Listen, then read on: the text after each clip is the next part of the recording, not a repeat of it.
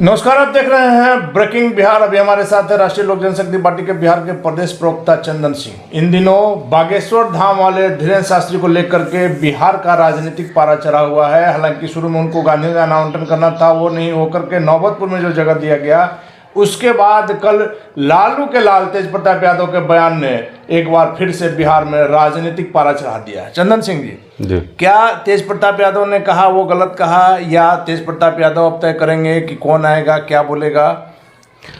देखिए अनिल जी, तुष्टीकरण की राजनीति राष्ट्रीय जनता दल करती है। ये कहीं से उचित नहीं था। जब पंडित धीरेन्द्र शास्त्री जी मध्य प्रदेश में भी प्रवचन करते हैं, कथावाचक हैं, कई जगहों पर कथा उन्होंने कहा है, और कहीं भी एक भी घटना हिंदू मुसलमान की नहीं हुई है। तो एक वोट बैंक की राजनीति के लिए राष्ट्रीय जनता दल के जो मंत्री हैं तेज प्रताप यादव जी का ये बयान था, और बहुत हल्का बयान था कि हम एयरपोर्ट पे घेराव करने का काम करेंगे अगर हिंदू मुसलमान करेंगे। अरे आप कहाँ से आपको ज्ञात हो गया कि हिंदू मुसलमान करते हैं? अगर कोई कथावाचक राष्ट्रवाद की बात करता है, सद्भावना की बात करता है, सनातन की बात करता है, हिंदुत्व की बात करता है, तो आप लोग को चुभने क्यों लगता है? अरे आपके मंत्री तो सदन के अंदर और सदन के बाहर हिंदुओं का सबसे रामचरितमानस को लेकर के जो सबसे जो पवित्र ग्रंथ है रामायण का विरोध आप लोग करते हैं। आप तो मंडल और कमंडल की बात करते हैं। तो जातीय उन्माद अगर बिहार में 90 के दशक में अगर किसी ने पोषित किया है, वह राष्ट्रीय जनता दल है। इनको सिर्फ वोट बैंक की राजनीति करनी है। लेकिन आपको पता है अनिल जी कि देश भर में उनके जो श्रोता हैं वह लाखों करोड़ों में हैं। पटना के गांधी मैदान में मांगा गया था कि भाई आप, चलिए सरकार की बाध्यता थी, किसी कारण से नहीं दिया। नहीं, सरकार की बाध्यता नहीं है। जब आप मनसा बना लें कि हिंदुत्व से जुड़ा हुआ किसी भी संत को बिहार में नहीं घुसने दिया जाएगा, और आप नमाज होता है ना गांधी मैदान में, रोड पर होता है, गांधी मैदान में होता है, रैली होती है ना गांधी मैदान में, मेला लगता है ना गांधी मैदान में, तब ऐसी कौन सी बाध्यता थी? ऐसा थोड़े है, बहुत पहले से बहुत कार्यक्रम होते रहे हैं। तो सरकार की मंशा, और जनता दल यूनाइटेड के भी कई नेताओं का बयान आया है कि आप सद्भावना मत बिगाड़िए। अरे सद्भावना तो आपका पहले से बिगड़ा हुआ है। नहीं चंदन सिंह जी, ये बात इसलिए उठी कि चूंकि तेज प्रताप यादव ने ऐसे कहा। तेज प्रताप यादव खुद एक धार्मिक स्वभाव को माने जाते हैं। देखते हैं आप लगातार वो पूजा पाठ में रमे रहते हैं। वैसे में सवाल ये उठ रहा है ना कि तेज प्रताप अगर बाहर जा रहे हैं, सवाल ये उठ रहा है कि अगर आप कहीं बाहर जा रहे हैं तो वहाँ की जनता, वहाँ की राज्य की जनता, वहाँ के लोग तय करेंगे कि तेज प्रताप यादव क्या बोलेंगे, क्या नहीं बोलेंगे। देखिए, अगर हिंदुत्व के नाम पे अगर आपको पाखंड करना है, त्रिपुंड लगाकर माथा में आप ये साबित मत कर दीजिए ललाट पे कि आप सबसे बड़े हिंदू धर्म के मानने वाले हैं। आप तो बाघ का खाल भी लपेट लेते हैं।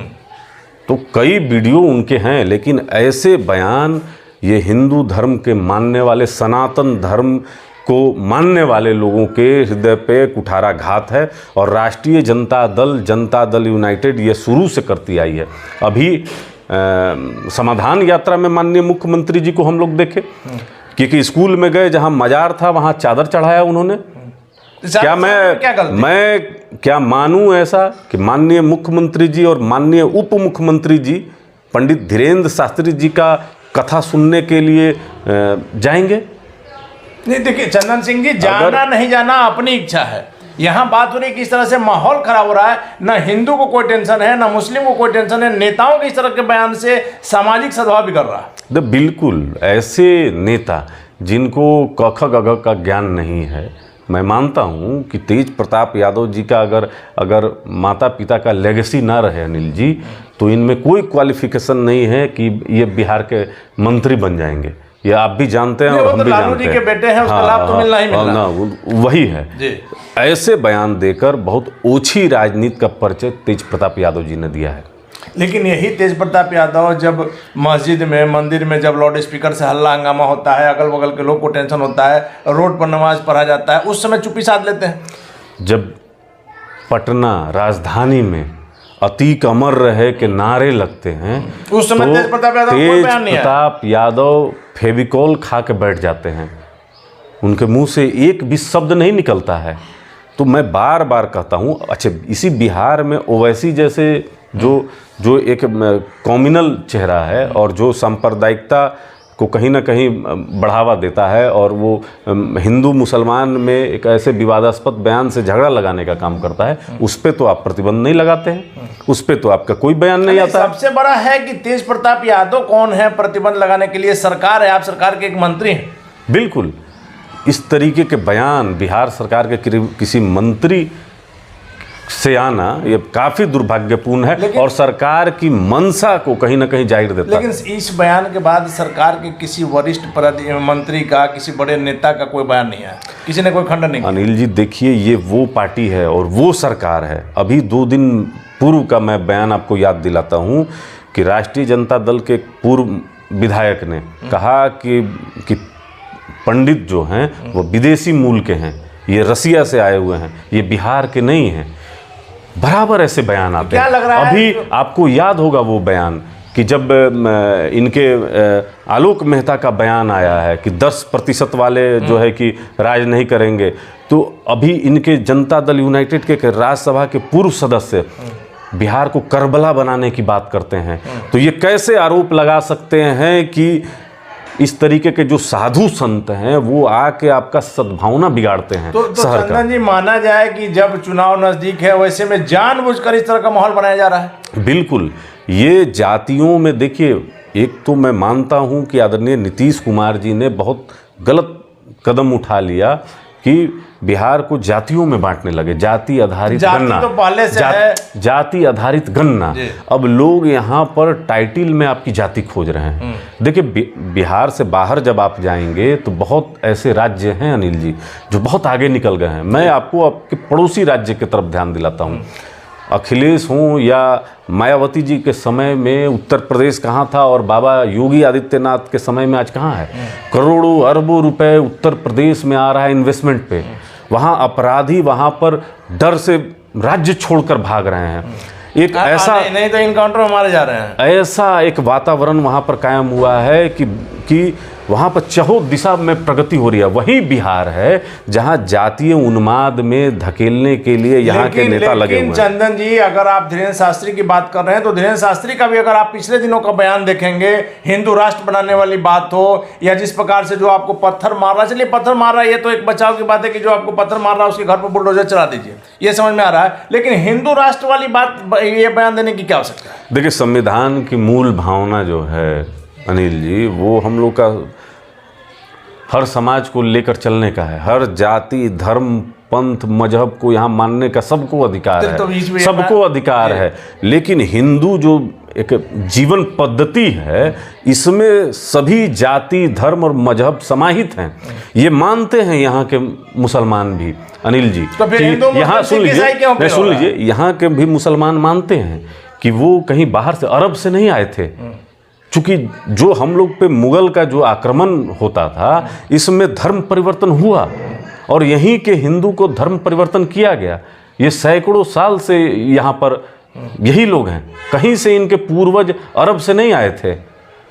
तो लेकिन ये पूरे धर्म को हिंदू एक। चंदन जी, हमारा सवाल शुरू में भी यही था, अभी भी आपसे यही है कि लोगों को कोई दिक्कत नहीं। आपने देखा होगा कई मुसलमान जो है वो छठ का व्रत करते हैं, बिल्कुल। मुस्लिमों के जो पर्व रहते हैं उसमें हिंदू बढ़ चढ़ के हिस्सा लेते हैं। वैसे में जब लोग एक हैं, उनके मन में किसी प्रकार का भ्रम नहीं है, तो नेताओं के इस प्रकार के बयान से दिक्कत हो रही है। ये एक जानबूझ के, अगर आप पैटर्न को देखिएगा, आप तो प्रबुद्ध पत्रकार हैं, आप जब राष्ट्रीय जनता दल का इतिहास 90 के दशक में जब आप देखिएगा तो उस समय से चला आ रहा है। ये जानते हैं कि विकास के नाम पर इनके पास कहने को कुछ नहीं है। अगर मैं कुछ महीने पहले में अगर जाऊं तो यही बिहार चयन आयोग के द्वारा जब प्रश्न पत्र लीक करते थे तो तेजस्वी प्रसाद यादव कहते थे कि बिहार लीक आयोग इसका नाम रख देना चाहिए। आज कितना बदल गया है, आज भाषा बदल गई है।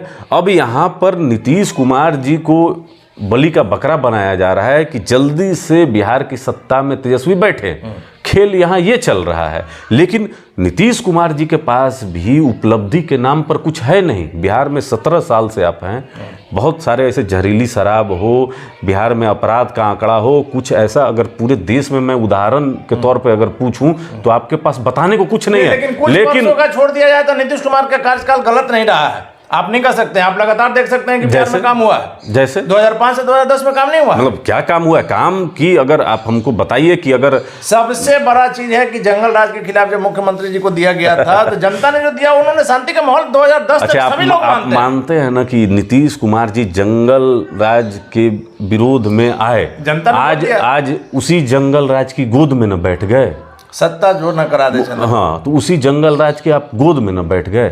आप अगर प्रधानमंत्री बनने की लालसा है तो आपके पास तो कुछ ऐसे तथ्य होंगे ना कि देश को आप बताइएगा कि आप देखिए हम बिहार को जिस तरीके से प्रगति पे पहुंचाए उसी तरीके से हम देश को भी पहुंचाएंगे।